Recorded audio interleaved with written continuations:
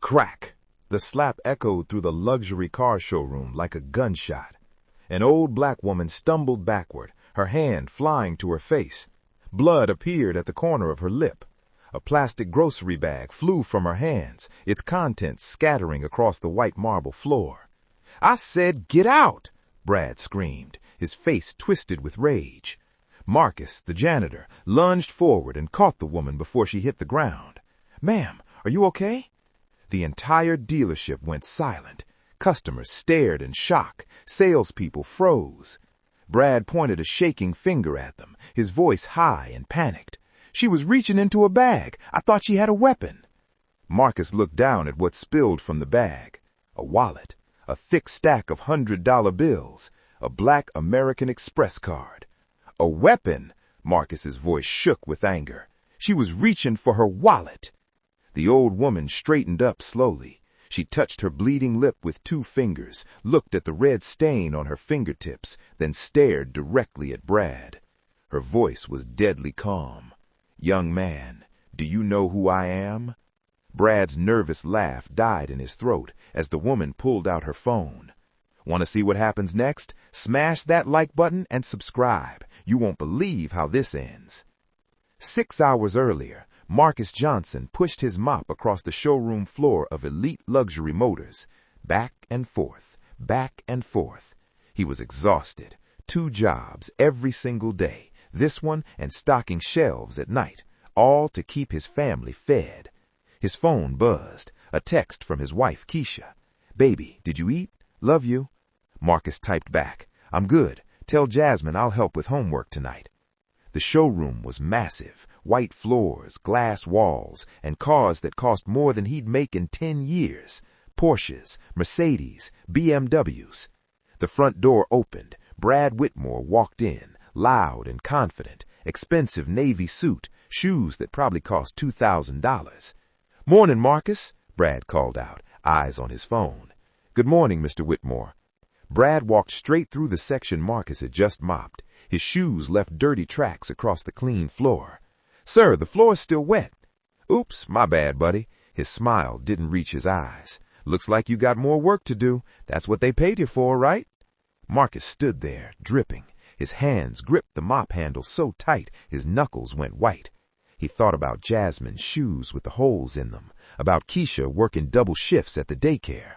"Yes, sir, I'll clean it up." "Good." Brad stepped closer and lowered his voice.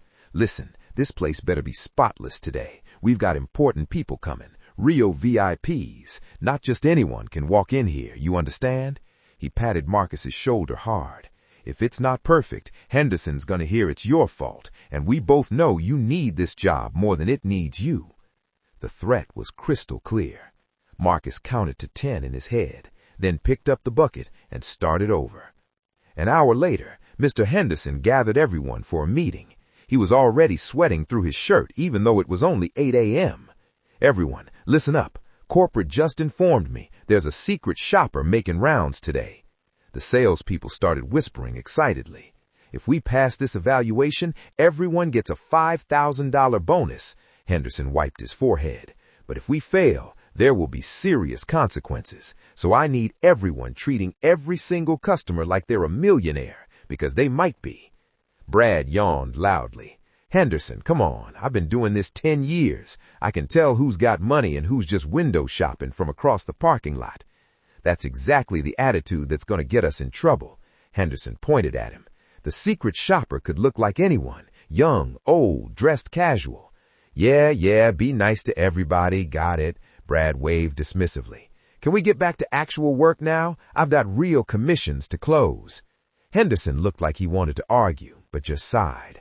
"Fine, everyone back to your stations. Remember, anyone could be the test."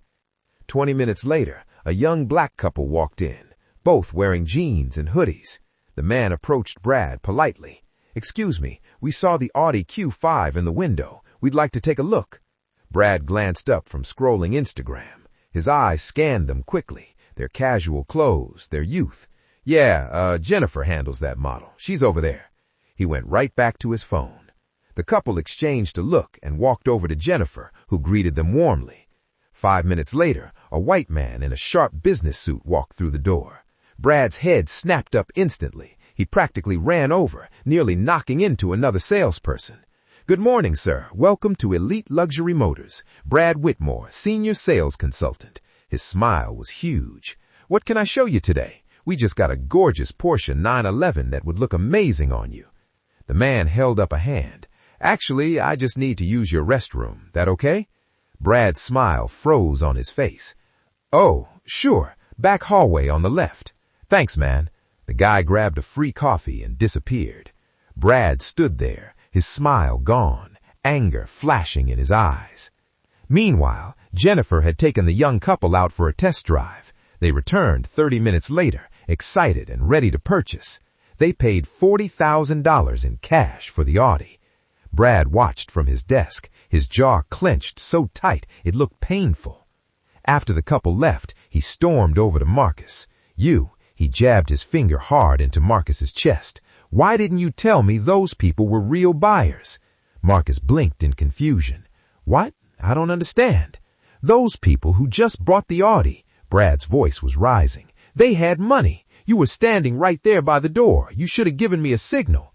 "Mr. Whitmore, I'm just the security guard. I can't tell who." "You were standing right there." Brad was almost yelling now. "I wasted time on that bathroom guy because I thought those people were just looking around. You distracted me." Marcus felt his heart pounding. "Sir, I didn't do anything." "Whatever." Brad stepped back, his face red. "Just pay better attention. Real customers versus tire kickers. Got it? I don't have time to waste." Marcus thought about Jasmine's shoes with the holes in them, about Keisha working double shifts at the daycare. "Yes, sir." Brad walked away, muttering under his breath. Marcus leaned against the wall and took a slow breath. Just 4 more hours. He could make it 4 more hours. At 2 p.m., the front door opened. An old black woman walked in. She looked like someone's grandmother, wore an old beige raincoat, clean but faded with a stain on the collar, scuffed rain boots that had seen better years. She carried a reusable grocery bag, the kind they give away free at food banks. Her gray hair was pulled back in a simple bun. She stood just inside the entrance, looking around slowly, taking in the showroom. Brad noticed her immediately. He picked up his phone and called across the room, not even trying to be quiet. "Marcus! Hey, Marcus! We got a situation by the door." Marcus walked over. "Yes, sir?" Brad pointed with his coffee cup. "Handle that. She probably thinks this is a bus depot or something. Get her out before she touches anything." "Sir, maybe she's a customer." "A customer?" Brad actually laughed. "Marcus, look at her. Really look. Those clothes came from a dumpster. She's probably got cans in that bag to return for change. This is a luxury car dealership. She's here because it's warm inside." He leaned closer. 2 minutes. If she's still in here after 2 minutes, I'm telling Henderson you refused a direct order. Marcus's stomach dropped. "Yes, sir." He walked slowly toward the woman. Every step felt heavy. He hated this. The old woman was now standing beside a beautiful red Porsche convertible. She looked at it the way people look at paintings in museums, quiet appreciation, like she was remembering something precious. "Excuse me, ma'am," Marcus said softly. She turned and smiled. It was warm and genuine. "Yes, young man?" Up close, Marcus could see every line on her face, the tiredness in her eyes. She looked like someone who'd worked hard her whole life. "Ma'am, He couldn't do it. The words wouldn't come. "Are you okay? Can I help you with anything?" Her smile grew. "I'm just fine, sweetheart. Thank you for asking. It's awfully cold out there today." "Yes, ma'am, it is." Marcus glanced back. Brad was watching, arms crossed. "Would you like some water or coffee?" "Water would be wonderful." Marcus hurried to the break room and grabbed a cold bottle. When he returned, the woman had moved even closer to the Porsche, studying the leather interior through the window. "Here you go, ma'am." "Thank you, dear." She took a small sip. "This is such a beautiful car." "It is. That's a 2024 Porsche 718 Boxster." My husband loved cars like this. Her voice got softer, distant. He used to say that one day, when we'd saved enough, he'd buy a red convertible, and we'd drive down the California coast with the top down and the wind in our hair. She touched the side mirror gently, like it was delicate. He passed away 3 years ago, never got his dream car. Marcus felt a lump form in his throat. I'm so sorry for your loss, ma'am. Thank you, sweetheart. That's kind of you. She smiled at him again, and her eyes crinkled at the corners. What's your name? Marcus, ma'am. Marcus. That's a strong name. A good name. She held out her hand. I'm Elaine. They shook hands. Her grip was surprisingly firm for someone her age. Would you like to sit down, ma'am? There's a nice bench right over... Marcus! Brad's voice cut through the showroom like a whip crack. He was storming over, his face getting redder with each step. His finger was pointing like a weapon. What part of my instructions did you not understand? Brad was almost shouting now. Several customers turned to stare. What did I literally just tell you to do? Marcus stepped slightly in front of Elaine. Mr. Whitmore, this is Mrs. Elaine. She's interested in looking at... I don't care what she's interested in. Brad was fully yelling now. She doesn't belong here. Look around this showroom. Look at these cars. Look at our other customers. Does she look like she fits in? Elaine spoke up, her voice calm and steady. Young man, I'm not bothering anyone. I'm just admiring the vehicles. Brad finally looked directly at her, and his lip actually curled. Lady, do you see the price tags on these cars? The cheapest vehicle in this building costs $75,000. You telling me you can afford that? I might be. You might? Brad's laugh was cruel and loud. Look at yourself. That coat looks like you dug it out of a donation bin. Your boots are falling apart at the seams. That bag probably has everything you own stuffed inside. He stepped closer to her. You can't afford to fill the gas tank on one of these cars, let alone buy it. Marcus put his hand on Brad's arm. Sir, please stop. You're being disrespectful.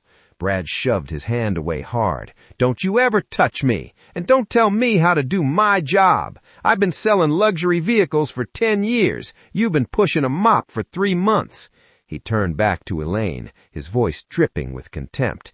Now I'm going to say this one time, lady. Leave. Walk out that door on your own, or I call security to drag you out. Your choice.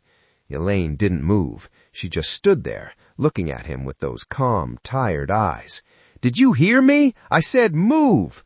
Brad reached for her arm. Don't touch her. Marcus pushed between them. Brad's face went purple with rage. That's it. You're done, Marcus. I'm getting Henderson right now, and you're fired. He yanked out his phone. But Elaine gently placed her hand on Marcus's shoulder. It's all right, son. I'll go. No, ma'am, you don't have to. It's okay. She gave him that warm smile again. You're a good person, Marcus. Don't let people like him steal that from you. She turned slowly and started walking toward the exit. Brad watched with a satisfied smirk. Yeah, that's right. Get lost. But then Elaine stopped. She turned back around toward the Porsche. You know, she said, almost like she was talking to herself, my grandson's birthday is coming up next week. He just graduated from college, top of his class at Howard University. He worked so hard, 2 jobs while studying. He's starting his first real job at a law firm. I think a young man like that deserves something special, something to show him his hard work paid off. Brad rolled his eyes dramatically. Lady, come on, stop embarrassing yourself. Just go. Elaine reached into her grocery bag. Whoa, what are you doing? Brad's voice went high and panicked. What's in that bag? Marcus, she's reaching for something. Ma'am, started Marcus. She could have anything in there. Brad's eyes were wide now. A weapon. She could be... Elaine's hand emerged from the bag. Get your hand out, Brad screamed. And then he did it. Brad swung his arm and struck her hand, hard, trying to knock the bag away. The impact caught her across the knuckles and the side of her face. The bag went flying. Elaine stumbled backward with a sharp gasp. Crack! The sound of the hit echoed through the showroom. Everything froze. Elaine's hand went to her face. When she pulled it away, there was blood on her fingertips. Her lip was split. Marcus caught her before she fell. "Ma'am, are you okay?" The contents of her bag scattered across the white marble floor. A wallet, a thick stack of $100 bills held together with a rubber band, a black American Express card. No weapon, no threat, just money.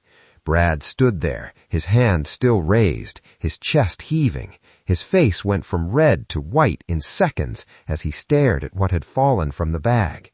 The entire showroom was silent, every employee, every customer frozen. That's probably fake or stolen. Yeah, you stole that. Elaine straightened up slowly, Marcus supporting her arm. She touched her bleeding lip, looked at the blood, then looked directly into Brad's eyes. Her voice was ice cold. "Young man, do you know who I am?" Brad let out a nervous, high-pitched laugh. "Some old lady who wandered off the street? Listen, you were reaching into your bag. I thought what exactly?" Elaine's voice was still calm, but there was steel underneath now. "You thought an elderly woman looking at cars was a threat to you?"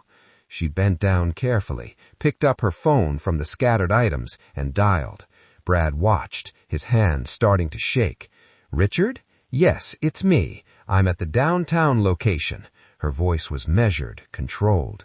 "We have a serious situation here. I need you to bring the legal team and security, and bring the ownership papers for this property."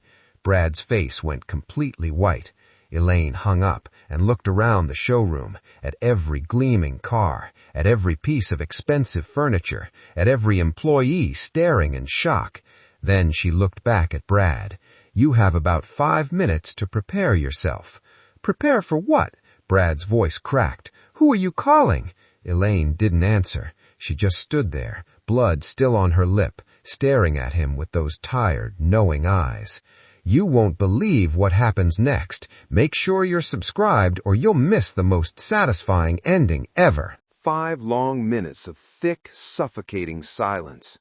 Brad stood frozen, his mind clearly racing. He kept looking between Elaine and the door, his hands trembling slightly. Marcus stayed close to Elaine, holding a clean napkin to her lip. "Ma'am, we should get you ice."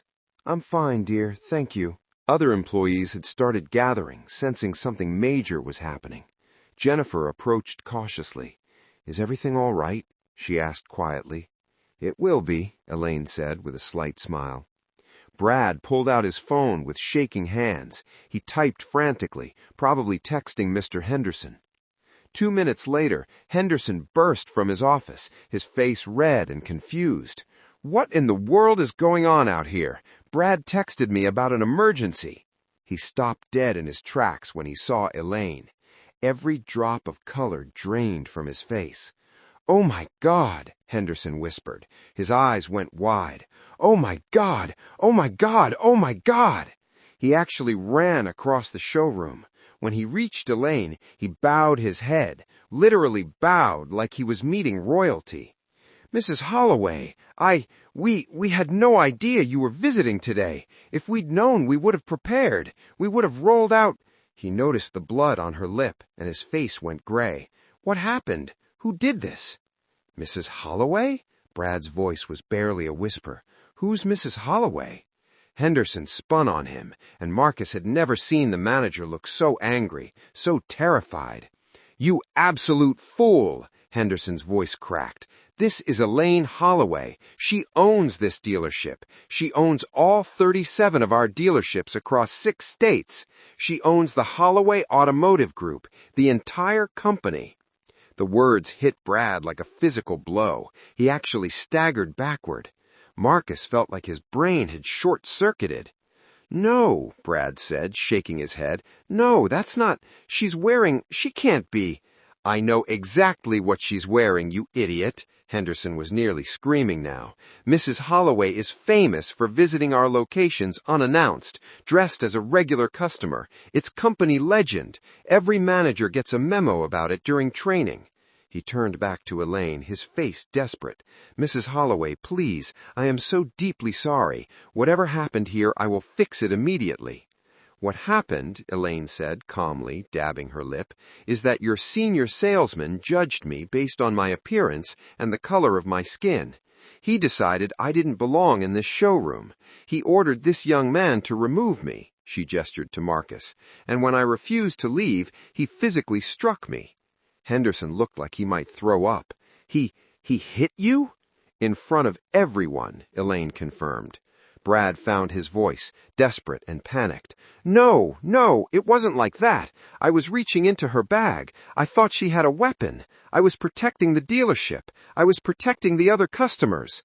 Protecting them from what? Elaine asked. An elderly woman looking at cars? I didn't know who you were, Brad's voice went high. If you'd known I was wealthy, you would have treated me differently? Elaine tilted her head. That's exactly the problem, Brad. Henderson was sweating through his shirt now. Mrs. Holloway, please, I will handle this immediately. Brad will be... The front door opened. A tall man in an expensive tailored suit walked in carrying a leather briefcase. He was followed by 2 professional security guards in crisp uniforms and a young woman with a tablet and 3 thick manila folders. Mrs. Holloway, the man said, walking straight to her with concern on his face. Are you hurt? Do you need medical attention? I'm fine, Richard. Just a split lip. I'll live. She gestured toward Brad. This is Brad Whitmore. According to the files, he's been with the company for 10 years, correct? Richard looked at his tablet, then at Brad, then back at the tablet. Yes, ma'am, 10 years. Currently the top-performing salesman in this region. Closed $2.3 million in sales last quarter. Brad's face lit up with desperate hope. Yes, exactly. Mrs. Holloway, I'm a top performer. I've made this company millions. You can't just... Can't what, Brad? Elaine's voice cut through his babbling. Can't hold you accountable for assaulting the owner of the company? It was an accident, a misunderstanding. You thought I was nobody. You thought I was worthless because I'm old, black, and not wearing expensive clothes. You thought you could treat me any way you wanted because I couldn't fight back. I'm not racist. I have black friends. Tell me something, Brad. Elaine took a step closer to him. Why should I keep you employed? Brad blinked. What? You heard me. Give me one good reason why I shouldn't fire you right now. Because I'm valuable. I told you, I made over $2 million last quarter. I'm the best salesman you have. Brad was talking fast now, desperate. I have techniques. I have relationships with clients. I bring in serious money. Money, Elaine nodded slowly. So you're worth keeping because you make money. Yes, exactly. Brad looked relieved that she understood. I'm an asset to the company. You need people like me. People like you, Elaine repeated. She turned to Marcus. This young man makes $15 an hour working 2 jobs to support his family. He treated me with kindness and respect when he had nothing to gain from it. He brought me water. He defended me when you attacked me. He risked his job to do the right thing. She looked back at Brad. You make 6 figures and treated me like garbage. Brad's mouth opened and closed. You said you have bills to pay. You need this job. Elaine's voice was cold now. 30 minutes ago, when you thought I was poor, you didn't care about my struggles. You didn't care if I had bills. But now that your job is at risk, suddenly financial hardship matters. Please, Brad's voice broke. Actual tears started running down his face. Please, Mrs. Holloway, I made a mistake. One mistake. Everyone deserves a second chance. I have a mortgage. I have car payments. My kids in private school. I lose everything. One mistake? Elaine's voice rose for the first time, sharp with anger. Brad, this wasn't a mistake. This was a choice. You chose to judge me by my skin color. You chose to mock my clothes. You chose to have me thrown out like trash. You chose to put your hands on me. She stepped even closer to him, and her voice shook with emotion. I built this company from absolutely nothing. Nothing. I was a single mother working 3 jobs. I wore second-hand clothes and ate ramen so my kids could have real food. People like you looked down on me every single day, but I worked harder than anyone. Her eyes were fierce now. but I worked harder than anyone. I was honest when others cheated. I treated every single customer with dignity and respect, no matter what they looked like or where they came from.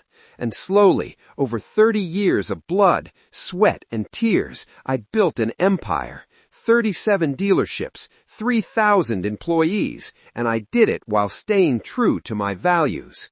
You don't have those values. You judge people by their clothes and their skin color. You're cruel, you're a bully, and you're a racist. I don't care how many cars you sell. I don't care if you made 10 million last quarter. I don't want people like you representing what I built. Brad fell to his knees, actually sobbing now. I'm sorry. I'm so sorry. Please, I'll change. I'll do better. I'll take classes, sensitivity training, whatever you want. Elaine looked down at him without sympathy. You're not sorry you did it. You're sorry you got caught. She turned to Richard. Brad Whitmore is terminated immediately. Flag his name in every system. He is never to work for any Holloway company again, in any capacity, ever. Yes, ma'am. Richard typed into his tablet. No! Brad scrambled to his feet. You can't do this. I'll sue. You'll do nothing, Elaine said firmly. You assaulted me in front of 20 witnesses. I have security footage. If you try to sue, I'll press charges for battery. Your choice. Brad's face crumpled completely. Elaine nodded to the security guards. Please escort Mr. Whitmore from the property. He's no longer an employee. The guards moved forward. Brad didn't resist as they took his arms. My things, Brad mumbled through his tears. I have things in my desk. We'll box them up and mail them to you, Richard said flatly, along with your final paycheck. As the guards walked Brad toward the exit, he looked back at Marcus one last time. The hate in his eyes was clear, burning through the tears. This is your fault, Brad spat. You did this to me. I hope you're happy. No, Elaine said sharply. You did this to yourself. Take responsibility for once in your miserable life. The guards pushed him through the door. Through the glass windows, everyone watched Brad collapse onto the curb outside, his head in his hands, his whole body shaking. Nobody inside felt sorry for him. Mrs. Holloway turned to Henderson, who looked like he wanted to sink through the floor. Henderson, you're not fired. Yet. Her voice was measured. But you're on probation. I want a full report on every salesperson in this location. I want to know how they treat customers who don't look wealthy. And I want real changes implemented. Real diversity training. Real consequences for discrimination. Yes, ma'am, Henderson said quickly. I'll start immediately. Today. Right now. Good. She turned to Marcus. Marcus Johnson, would you come with me, please? Marcus's heart was pounding. Yes, ma'am. They walked to Henderson's office. Richard and the woman with the tablet followed. Henderson tried to come too, but Mrs. Holloway held up her hand. Private conversation. Henderson nodded and closed the door. Mrs. Holloway sat behind the big desk and gestured for Marcus to sit across from her. Richard and the woman stood by the door like guards. Marcus, tell me about yourself. Marcus took a shaky breath. I'm 28 years old. I'm married to my wife, Keisha. We have a 5-year-old daughter named Jasmine. I work 2 jobs, this one and stocking shelves at a grocery store at night, usually midnight to 6 a.m.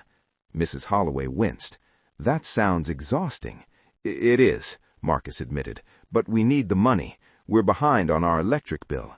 Jasmine needs new shoes. Her current ones have holes in both toes. Our car needs a new transmission.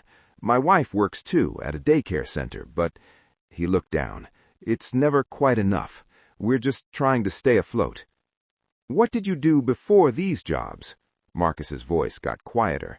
I was in college, studying to be a teacher. I had 2 years left until graduation. He paused. But my father got sick.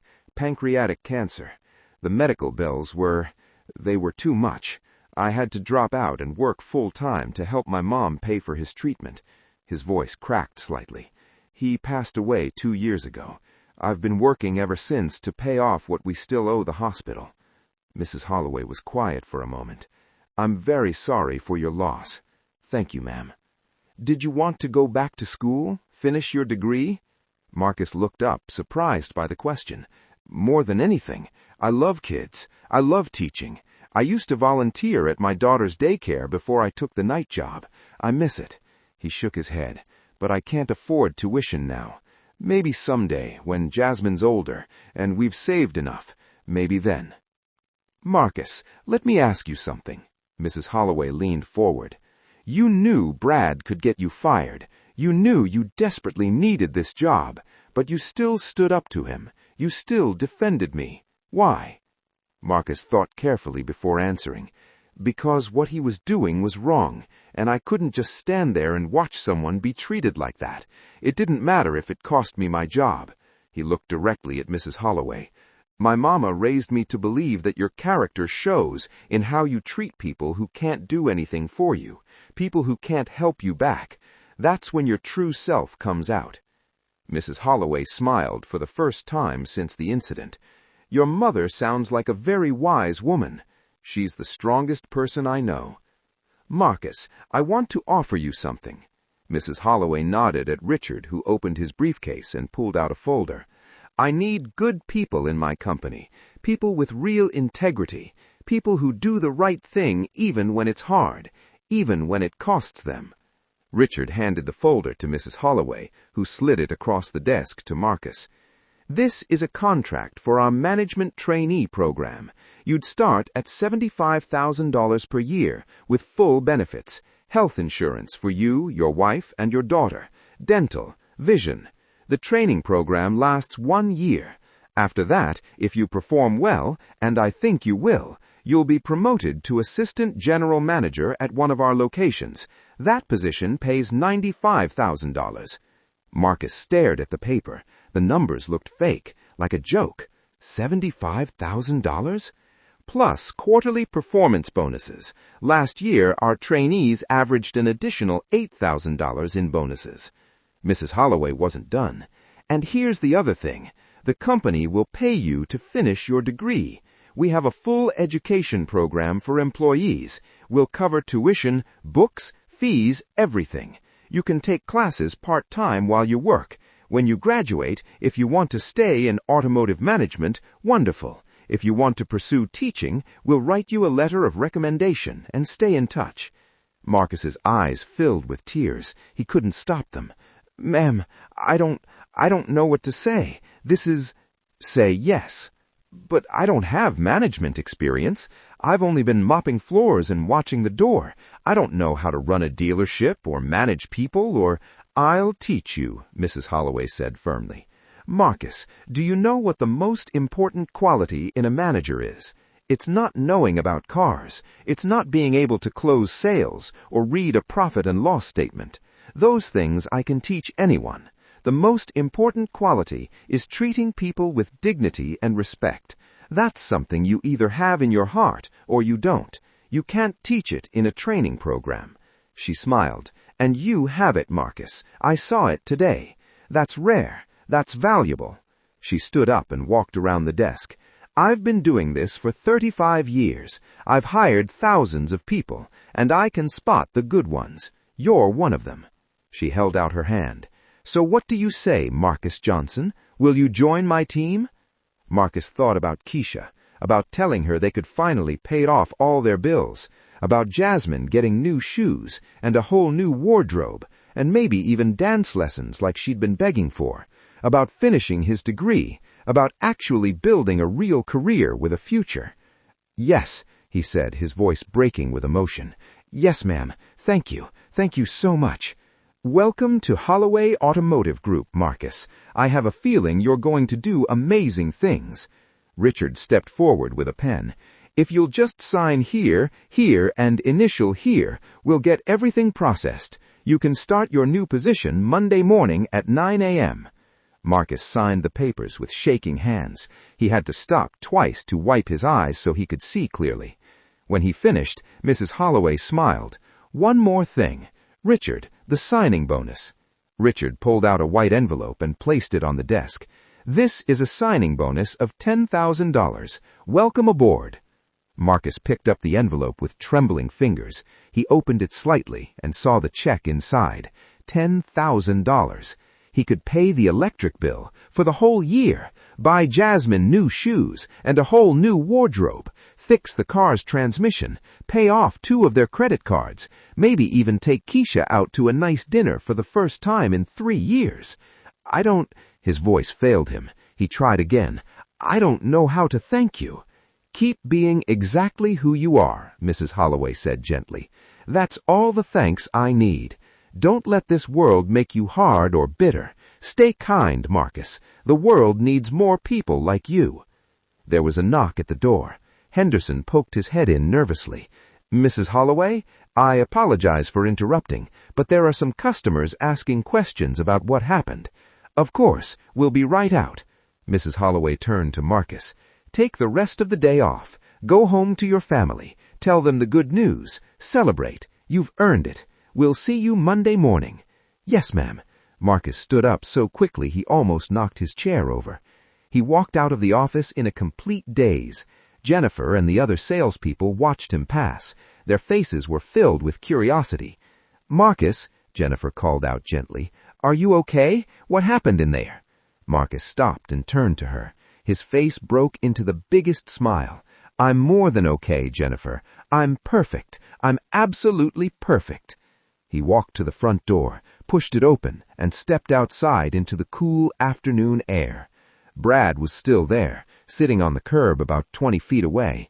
His expensive suit was wrinkled. His head was in his hands. He looked up when he heard the door. I hope you're happy, Brad said, his voice thick and bitter. You destroyed my entire life. Everything I built, gone because of you. Marcus stopped walking. He looked at Brad, really looked at him. This man who had made his life miserable for months, who had insulted him, threatened him, treated him like he was worth nothing. Marcus should have felt angry, or maybe satisfied that Brad finally got what he deserved. But instead, he just felt sad. I didn't destroy your life, Brad, Marcus said quietly. You did that all by yourself. I just treated someone with respect. That's all I did. He paused. Maybe you'll learn something from this.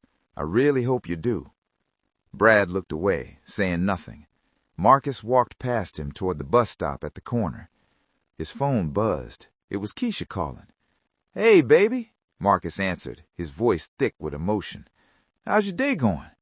It's fine. Jasmine just got home from school. Marcus, you sound different. Are you okay? What's going on? Marcus laughed, actually laughed out loud right there on the sidewalk. Keisha, you're not going to believe what just happened. Everything just changed. Our whole life just changed. I'm coming home early. I need to tell you in person. Marcus, you're scaring me. What happened? Are you hurt? No, baby, I'm not hurt. I'm better than I've been in years. Tears were rolling down his cheeks now, but he was smiling. I can't explain on the phone. Just make sure you're sitting down when I get home, okay? This is big. Okay. I love you. Hurry home. I love you too, so much. Tell Jasmine her daddy's bringing home some really good news.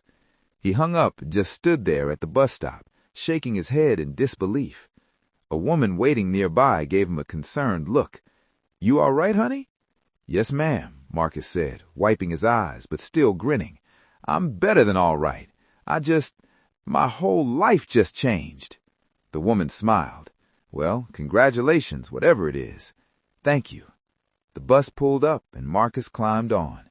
He found a seat by the window and looked back at the dealership one more time.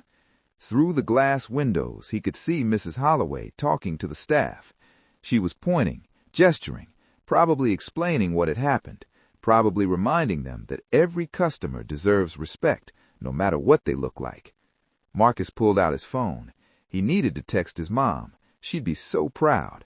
But first, he looked at that envelope one more time. $10,000, plus a $75,000 salary, plus benefits, plus his education paid for. His daughter would have shoes. His wife could finally stop working double shifts. They could actually breathe. All because he chose to be kind when it would have been easier to be cruel. His mom always told him, Baby, you treat people right not because of what they can do for you, but because of who you are. She was right. She was always right. Sometimes, Marcus thought, as the bus pulled away from the curb, good things really do happen to good people. You just have to keep being good, even when it's hard, even when it costs you, even when nobody's watching, because somebody's always watching, and you never know when one moment of kindness might change your entire life. If this story touched your heart, hit that subscribe button right now and turn on notifications. We post inspiring stories every week about people who chose kindness over cruelty, underdogs who came out on top, and justice being served to those who deserve it. Drop a comment below and tell us, what would you have done in Marcus's position? Would you have risked your job to stand up to Brad? Would you have stayed quiet to protect yourself? Let us know. And remember, always treat people the way you want to be treated. You never know who's watching. You never know whose life you might change or who might change yours. Thanks so much for watching, and we'll see you in the next video.